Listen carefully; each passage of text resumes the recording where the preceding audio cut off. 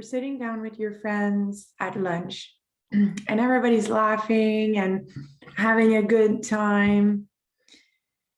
And all of a sudden, you scream and you hold your head. And within minutes, you lose consciousness. You're rushed to the nearest emergency department. An experienced team provides the resuscitative measures and you go for a CT scan. And everybody's hanging on the edge of their seat. And the verdict is revealed. You had a hemorrhagic stroke. A blood vessel in your brain bled. You're in trouble.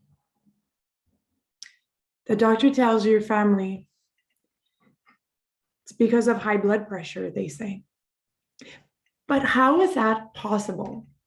You always take your medication as prescribed. How could high blood pressure do this to you? Well, high blood pressure of no identified cause is often termed essential hypertension. And some people may also instead have what we call masked hypertension, which is a term that means that whenever you go to your doctor's office and you get your blood pressure checked, it's normal. Meanwhile, for the biggest part of the day, you're walking around with high blood pressure. And people often experience headaches and dizziness or fatigue are among some of the symptoms. Some people will say they hear their heartbeat in their ears or things like that. But even when it's medicated, it remains one of the main risk factors of cardiovascular disease, such as heart attacks and strokes. And so people with hypertension are at an increased risk of dying prematurely or becoming very incapacitated. And high blood pressure is not essential. It's not essential for you to have essential high blood pressure. It's a preventable, reversible lifestyle disease. Hi, I'm Milan Junot, and today we're going to give you some tips on how to prevent and reverse hypertension and make sure that you never become one of those very, very unfortunate patients. So your doctor might have told you that you could end up on medication soon because you have pre-hypertension. And if your blood pressure doesn't improve, you're going to need medication. Now, elevated blood pressure, so there's systolic between 120 and 129, or between 130 or 139. These are like different levels. And what we want is your blood pressure to be less than 120 over 120 over 80. So yeah, let's do it. Lifestyle interventions have shown remarkable improvements in blood pressure individually or as part of programs that are designed to prevent and reverse diseases and chronic and lifestyle diseases. So you want to add life to your years, you want to avoid heart disease, you want to avoid strokes. Yes, you do. Say yes, just say it. And you want to become in control of your health, right? You don't want everything to be dependent on this one pill. So let's start learning together and see what we can do for your blood pressure. So here are 5 things that you can do to prevent, or even better yet, reverse it if you already have it, your high blood pressure. So the first thing is reduce your salt intake. And now most patients, when I start talking about that, they say that they don't eat a lot of salt, they don't use the salt shaker a lot, they don't use a lot of processed foods and products. It's really woven into diet though, so like it's really hard to avoid. But here are two rules of thumb that can help you. So the first one is that you want the great majority of the food you consume to be whole, unprocessed plant foods. Okay, so one way that you can assess your diet for this is the 4-leaf survey. So it's going to be linked below. 4-leaf, like for the I was going to say figure four. Number four, for leaf, like a leaf survey. So you can look it up. I'll link it below, or you can Google it.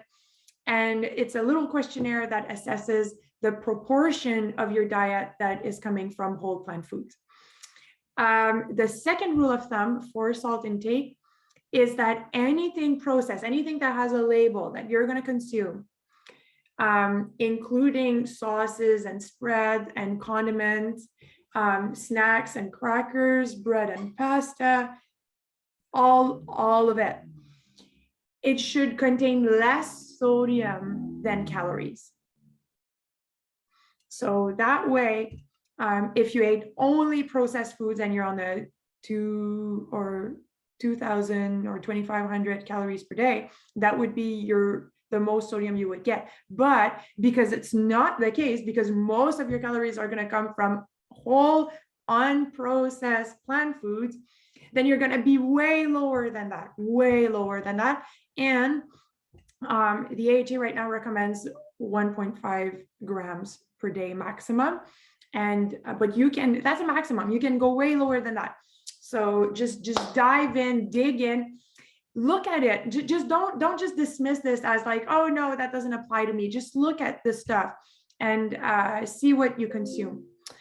The second tip is get enough quality sleep. Now I know some people say sleep is for the weak. I know you might feel unproductive. You don't have time. Life gets in the way. You do shift work. There's a lot of reasons that we don't get our sleep. Because if it was easy, everybody would get it, right? Consider being assessed for sleep apnea by your doctor, or start by taking the Stop Bang self-assessment if you think that your sleep is not restorative. Again, the link will be below. And or there's like the Epworth questionnaire. There's a whole bunch of assessments that you can do for that. Give yourself at least an 8-hour sleep opportunity. Now, I really like that Dr. Matthew Walker, the author of Why We Sleep, talks about sleep opportunity, because it's so hard to control sleep, right? You can just like magically fall asleep when you want to, but you want to give yourself the best opportunity. So that's really key. I was going to say, so Why We Sleep was a huge eye-opener for me. So maybe you find that for you 7 hours is enough. Maybe you find that it's not feasible, but do recognize its importance. Do recognize that you need to make this a priority. Okay. Just know that it's huge for your health. And I don't want to go on a long tangent here, but it does so much more than just help you with blood pressure. So much more. You want focus, you want memory. Okay, let me just not go there. You want your sleep. Just get your sleep every time you can. So other things that you can do for your blood pressure, avoid sedentarity. So start where you are, do what you can. It doesn't mean that you have to like all of a sudden run marathons and be a ninja warrior. If you can walk, do it. If you can stand, do it. If you're just doing something with your arms, I don't know, I feel like French, Italian, we're expressive. We talk with our hands all the time. It's almost like a workout, right? So do what you can and stay take yourself where you are, and then just go up from there. There's no step that is too small to be an acceptable beginning. Okay, so just remember that. Start where you are, go where you want to go. Fourth tip, avoid smoking and many other drugs and stimulants and caffeine. You've probably heard that smoking is bad for your lungs. You might not know that it's also increasing your blood pressure. It is a stimulant. And so it is definitely something that you can do that is going to benefit your health a ton. Talk to your doctor about the support that's available in your community. There's groups, there's clinics, there's the smokers helpline. I'm going to link that below. There's Dr. Brewer's talk is really good. He talks about mindfulness and how to quit smoking. He's got a quit smoking app called Craving to Quit. I'm going to link it below. Download it on your phone, use it. Apparently it works amazingly well, so just do it. There's lots of other resources out there. that can help you. So just get over the fact that you want to do it alone, right? It doesn't matter whether you do it alone or you do it with somebody. What matters is that you do it. Just do it, right? I know it's easier said than done. I know it's more addictive than cocaine. I'm not trying to make it sound like it's this easy thing. I feel like sometimes when we see something as hard and we dread it, we don't take the steps, right? Like we just procrastinate it. And just don't procrastinate on your health. And again, I know that it's satisfying to say that you did it without any help, but at the end of the line, that's not what's going to save you from your stroke. That's not what's going to reverse your high blood pressure, that little increase in like dopamine rush that you get by saying, I did it myself. Because you're still doing it yourself. Nobody can quit for you, no matter how many patches and gums we throw at you.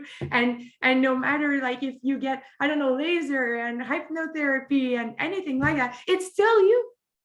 And some people use all of those things and they're still smoking somehow. It's still you. So just don't feel like you didn't quit smoking if you use any sort of quitting aid. What do you say?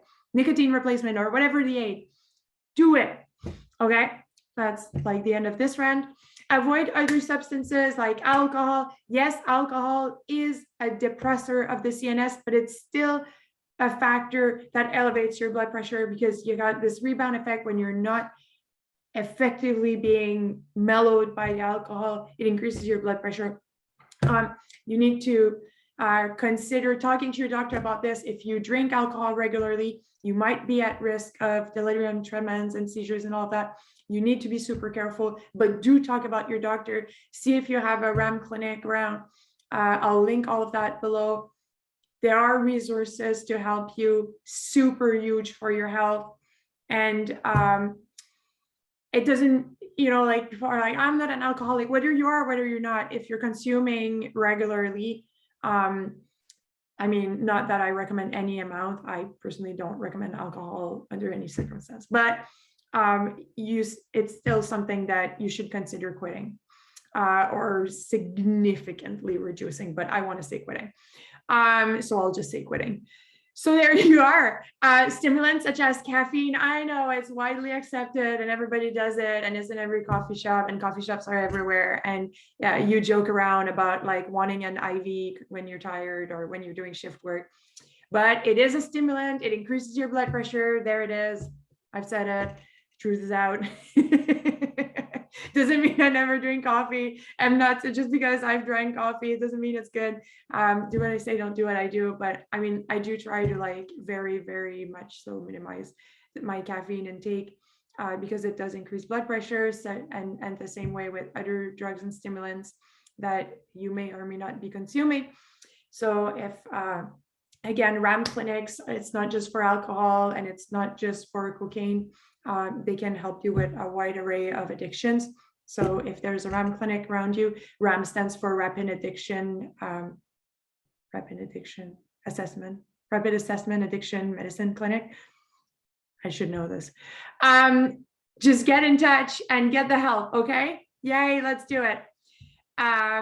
Reduce stress. Okay, we are definitely like a big stress society, but by now you've cleaned up your diet, you're sleeping enough, you're moving, you've quit smoking. I mean, your stress should be way lower. You've like reduced or quit coffee and alcohol. Like, I mean, seriously, like by now your stress is already significantly improved, right? And now what's left? Well, I mean, there still might be stress in your life. Stress still messes up your hormones and affects your blood pressure because your cortisol goes up and all that jazz. So you still want to decrease your stress. Consider incorporating stress reduction techniques, mindfulness, meditation, breath holding. I love breath holding because you don't need to be an expert, right? You can hold your breath for as long as you can hold your breath, and you can do that anywhere. It's not disruptive. It's not noisy. I do it at work all the time when like my brain goes, just hold your breath. It's easy to do. And yeah, so anyway, I'll link videos and resources below. There's a whole bunch that you can do for mindfulness and stress reduction and stuff. Not just the resources that I give, but definitely consider stress as one of the risk factors for your high blood pressure. And now that you've done all these things, right? Like you've cleaned up your diet and you're exercising and you're sleeping and you're avoiding toxic substances and your stress is reduced. And hopefully you also have amazing supportive relationships that are very uplifting and very soothing. So I challenge you now, because I've given you all these tips and all these resources. What are you going to do? Do you think that you're not at risk for it? Because I mean, you might not know until like 40 years from now, right? Like depends how old you are, depends how old you're going to live. And so just assess things, like see where you're at for each of these categories, because you might not have blood pressure. It doesn't mean it doesn't apply to you, right? So we've talked about the fact even that sometimes your doctor checks you and it seems fine, and it doesn't mean that day in and day out it's fine. So check your salt intake and your sleep and your stress management techniques, your exercise, your caffeine intake, substance intake, smoking, all that jazz. Just do an internal check. Think about the tips that I'm giving you here, the resources. What are you going to do? I want you to pick one or two things. We all have something we can work on, everybody. One or two things that we can do collectively or individually, depending if you're doing this as a little challenge with somebody else, that's cool. Hey, community, we go further together. I love it. I'm all about community. What can you do to reduce your blood pressure or to reduce the risk that you're going to have hypertension? And just start it. Just do it. Talk to your doctor, get the help, use the resources. And if you found this helpful, or if like me, you're really saddened by all these strokes and heart attacks. I've seen several lately, and now there's more that we can do than just treat them. We can try to prevent as many as we can. Share this video, share the resources, and let's just make this a big group effort, because it's devastating and we just don't want more of this to happen.